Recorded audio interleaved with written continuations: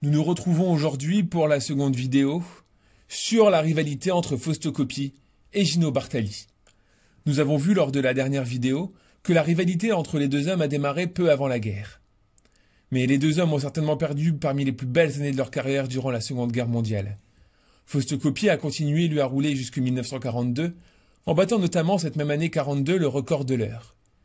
Il fut ensuite envoyé au front en Afrique, où il contracta une maladie. Il fut ensuite prisonnier jusqu'à la fin de la guerre, puis libéré. Bartali a eu lui un rôle beaucoup plus politique. Avant-guerre, il fut instrumentalisé par le régime de Mussolini.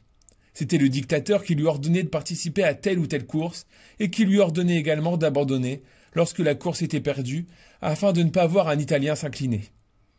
Bartali, qui ne voulait pas être un instrument du régime fasciste, profita de l'arrêt des courses cyclistes à cause de la guerre pour rentrer en résistance.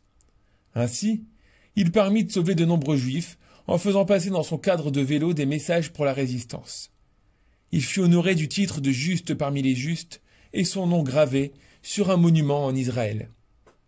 Lors du Tour de France 1948, un dirigeant communiste est abattu en Italie. L'Italie est alors au bord de la guerre civile.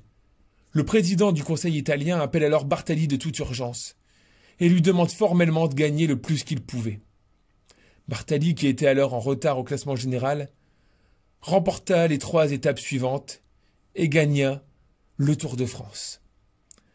Après son Tour de France victorieux de 1938, celui de 1948 est encore aujourd'hui un record. C'est en effet l'écart le plus important entre 2 victoires pour un même coureur. Les Italiens furent en 1948 si heureux de cette victoire de Bartali que les prémices de la guerre civile retombèrent. Cependant, cette même année 48 relance encore plus la rivalité entre les deux champions. Lors des championnats du monde 1948, les deux hommes étaient les plus forts. Cependant, dans la même équipe, Coppi et Bartali courèrent l'un contre l'autre. Les adversaires en profitèrent pour les battre.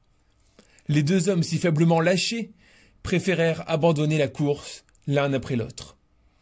À partir de ce jour, la presse italienne fera de la rivalité entre Coppi et Bartali son fonds de commerce.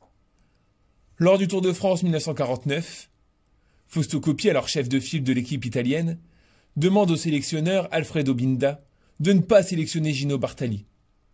Mais Binda refuse et organise à Gênes, juste avant le Tour de France, une réunion entre les deux hommes et leur fait signer un pacte de respect mutuel.